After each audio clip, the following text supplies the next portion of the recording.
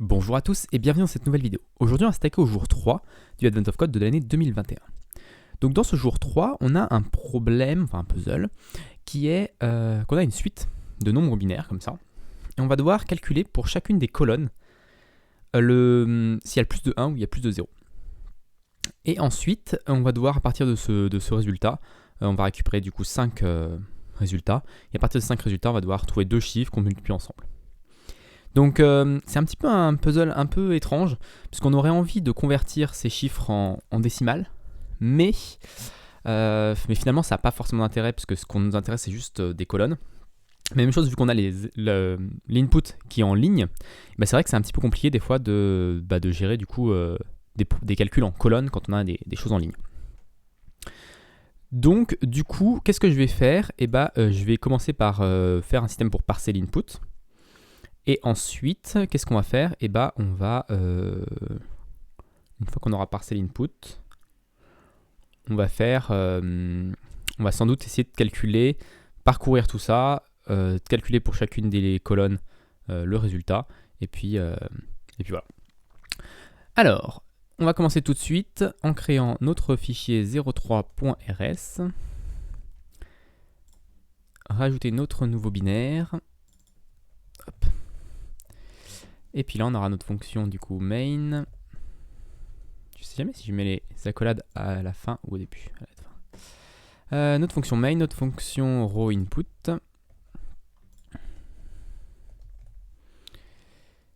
Et je crois que c'est tout. On va avoir notre fonction part1. Voilà. Et notre fonction row input, on va récupérer. Alors je vais peut-être prendre cet input là pour l'instant, parce que ça devient un peu plus compliqué. Du coup, je me dis que peut-être qu'on va tester avec l'exemple pour vérifier qu'on a bien le bon résultat, avant de pouvoir faire les choses. Pourquoi il n'aime pas static str. Qu'est-ce qu'il n'aime pas là-dedans? Undefined close delimiter. J'ai oublié la collade. Ok, donc maintenant, on va prendre notre row input, on va toujours faire la même chose qu'on fait d'habitude, c'est-à-dire qu'on va faire un premier trim pour enlever les espaces qui sont avant et après. Et ensuite, on va prendre chacune des lignes. Ensuite, pour chacune des lignes, on va les map. Donc on va avoir une line, et donc cette line-là, qu'est-ce qu'on va en faire? On va faire line.trim.chars pour récupérer les caractères de cette ligne. Ensuite, ça, on va stocker ça dans... Je sais pas trop. Fou. Pour l'instant, je sais pas trop ce que j'ai en résultat, donc voilà, c'est juste pour être sûr que ça compile. Ok, donc là, char, ça va nous redonner une liste de chacun des identifiants. Ensuite, j'aimerais bien faire, alors ce que je pense faire, ce serait plutôt un reduce, mais j'aime pas trop cette idée, donc on va peut-être parcourir tout ça. Je sais pas si on peut directement parcourir tout ça. Du coup, on va voir lines ici peut-être, et on va faire for line in lines. Il faut que j'ai un tableau de results qui va être un tableau de 5 éléments. Les 5 éléments, ça va être quoi? Ça va être... on va créer une struct. Once, c'est un U32. Et zeros. On peut faire quelque chose comme ça. Result touk.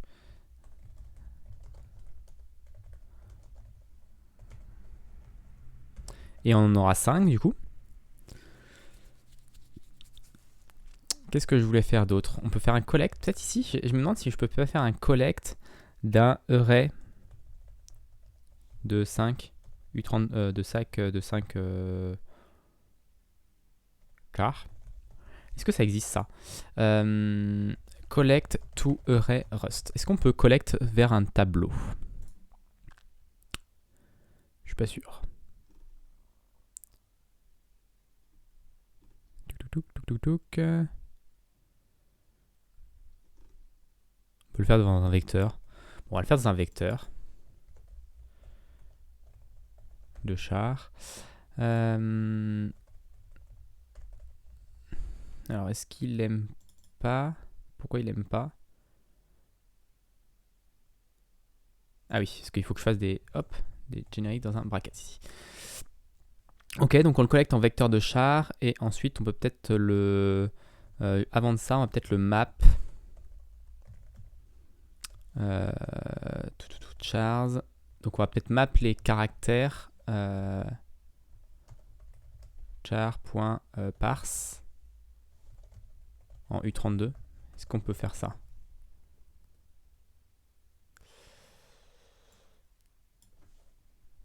Alors, on va faire peut-être un... Tac. On va match notre caractère pour dire que si c'est un 0, dans ce cas-là, on va match 0. Si c'est un 1, on va match 1. Et sinon, on va match... Je sais pas si ça vaut le coup de le faire, en fait, ça, ce map. Non, on va pas le faire, ce map. On le fera après. On le fera dans le calcul.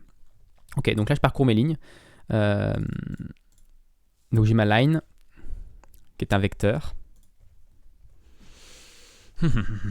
Donc, line, ici, ça va être un vecteur de 0, 0, 1, 0, 0. Donc, ce que je vais faire, c'est que je vais faire... On va essayer de le reverse, déjà. On va faire line.reverse. Je pourrais le faire ici, d'ailleurs. Comme ça, on fait tout dans la préparation et après, on fait que le calcul. Oh, il n'aime pas reverse le chars. Ok, bon. Reverse ici. Donc ici, j'ai une line. J'ai une ligne qui va être du coup, là, dans ce cas-là, 0, 0, 1, 0, 0 ou 0, 1, 1. Ok.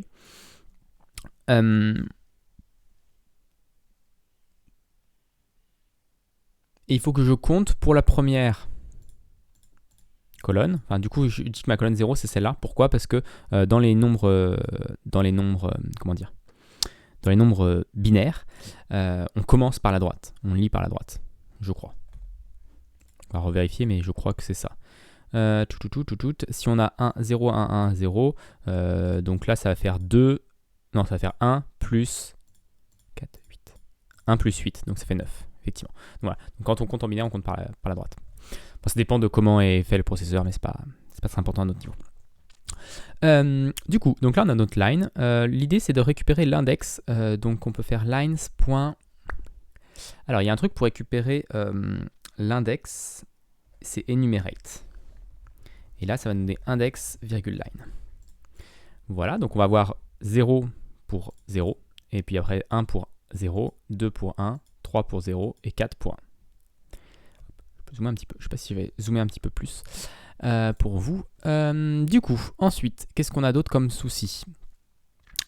Donc maintenant, il faut qu'on prenne dans le result, donc on fasse match.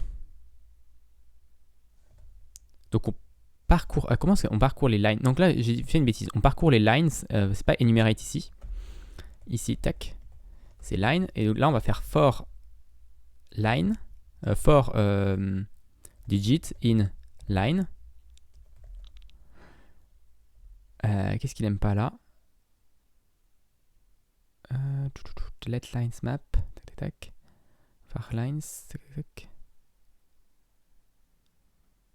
Alors pourquoi line et rien du tout? Je ne comprends pas. Alors line, c'est un itérateur vers map de... Là, je comprends pas pourquoi il aime pas.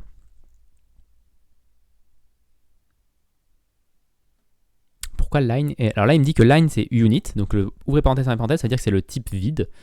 Mais ça me paraît bizarre que ce soit le type vide. Pourquoi type vide? Est-ce que j'aurais trompé quelque chose dans mon... C'est peut-être ça qu'il aime pas? Il me dit que ça n'est pas un itérateur. Ah, parce que reverse me renvoie rien du tout. Ok, donc ça c'est une erreur un peu commune. C'est que reverse, il va muter le vecteur, mais il va renvoyer rien du tout. Ok. Donc comment on va faire ça? On peut peut-être faire ça. Let vec est égal à ça. Return vec. Vec.reverse.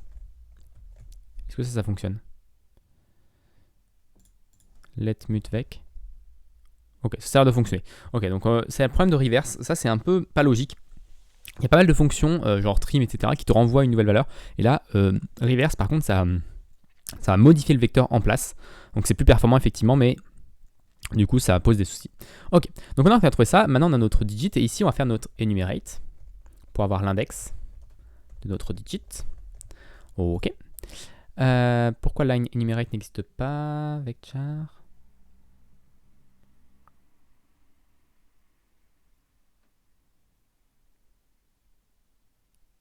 Alors, the method enumerate existe for struct avec char. Ok, donc là, il nous dit que la méthode existe. What specifies vexta iterator. Donc il y a une histoire de mute, mais je suis pas sûr de comprendre pourquoi. Which is required by mute char iterator. Peut-être que si je lui passe en référence ici, il préfère. Alors ça, des fois, tu te demandes pourquoi c'est si compliqué certaines choses. Méthode quand même. Pourquoi vecchar n'est pas un iter? Ah oui, puisque d'accord, ok. Il faut faire iter comme ça, je pense, mais des fois, il faut transformer un vec en itérateur de façon manuelle. Je sais pas trop pourquoi, mais bon, c'est pas très très important. Ok, donc on va transformer ça en itérateur de façon manuelle. Ensuite, on va faire result index.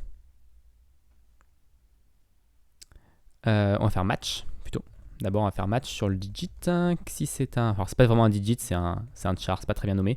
Donc, si c'est 0, on va faire result index zeros plus égal 1. Et si c'est un 1, on va faire result index ones plus égal 1.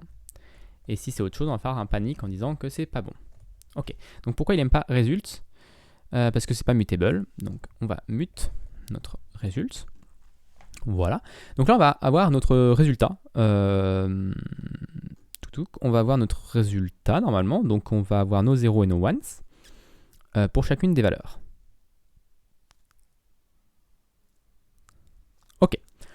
Ensuite, on va devoir parcourir result. Donc on va faire for result in result. Et peut-être un enumerate d'ailleurs ici. Et enumerate. Hop. Tac, index, virgule, result. Et ici, peut-être qu'il faut faire un iter aussi de la même manière. Ok. Donc, on va récupérer notre 0. Et on va avoir deux valeurs. Alors, on va avoir le gamma et le bêta. Le gamma rate et le epsilon rate. Donc, on a let gamma rate est égal à 0. Let epsilon rate est égal à 0. Donc c'est nos deux valeurs de retour. Et on va essayer de les construire maintenant. Donc comment on va les construire? On va avoir notre... S'il y a plus de 0 que de 1, alors comment ça se fonctionne? Il faut revoir l'énoncé là un petit peu. Donc s'il y a plus de 0 que de 1,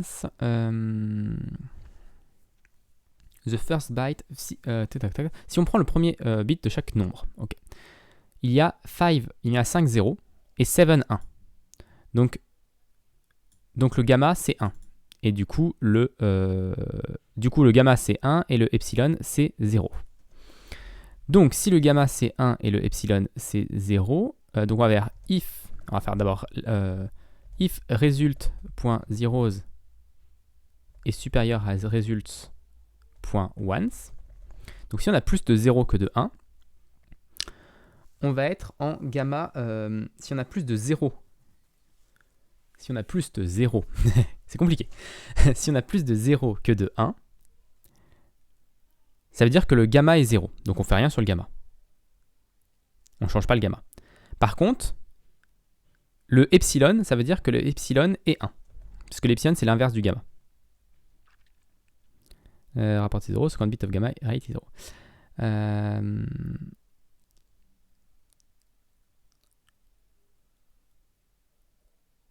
Alors, the least common from each position is used. Donc, ça veut dire que le least, ça veut dire que s'il y a moins de 0, donc ça veut dire que epsilon c'est là. Donc là, ça va être epsilon rate plus égal. Il faut que je les mette en mutable les deux.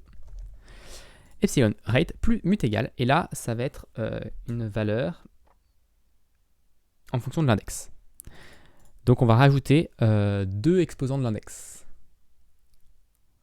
Alors l'exposant c'est po, rust, exposant result for po. Alors c'est juste .2.po index.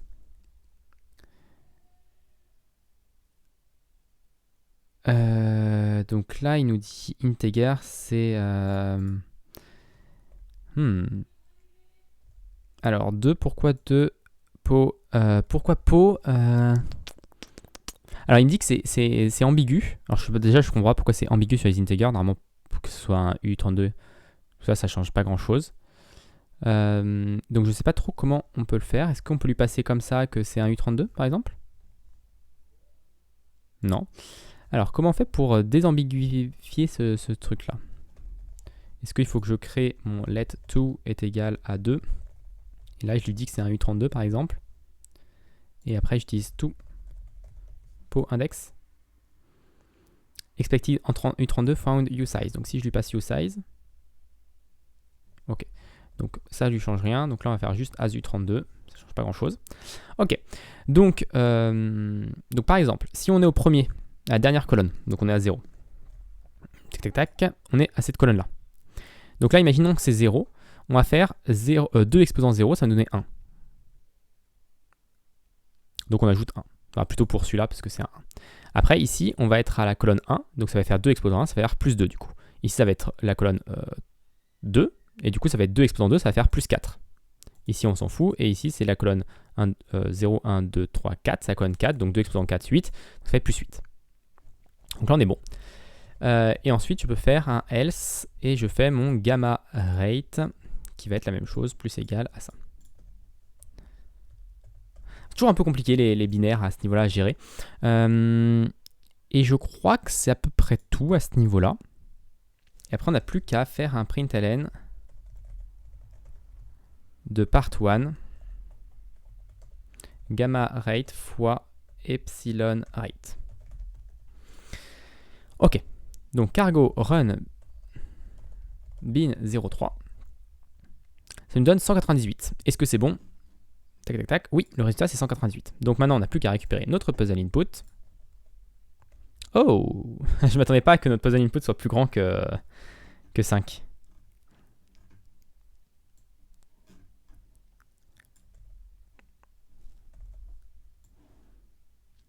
Du coup, on n'est pas très générique à ce niveau-là. C'est un peu le problème. Bon, après, c'est pas très grave. Tac, tac, tac. On a combien? 1, 2, 3, 4, 5, 6, 7, 8, 9, 10, 11, 12. On a 12. Alors, soit je fais 12, 0 ici, ce qui est possible. Donc là, on en a 5, 6, 7, 8, 9, 10, 11, 12. Ou alors, je n'utilise un vecteur. Dans ce cas, il faudrait que je prenne le premier digit. Un peu compliqué. C'est un peu compliqué de savoir le premier parce que finalement on ne sait pas que si toutes les lignes ont le même nombre. Bon, je vais faire ça comme ça pour le moment. Normalement ça devrait fonctionner. Voilà, le résultat c'est ce nombre là. Et puis on va voir après peut-être dans la partie 2 on devra peut-être adapter un petit peu cette partie là. Donc là, pas de souci, on a réussi, c'est bien le bon chiffre, donc on a récupéré notre 5e étal. Donc voilà pour cette première partie du jour 3 du Advent of Code 2021. J'espère qu'elle vous a plu. Si elle vous a plu, n'hésitez pas à vous abonner à la chaîne et à la partager autour de vous. Puis moi je vous donne rendez-vous très rapidement du coup demain pour la suite de ce jour 3.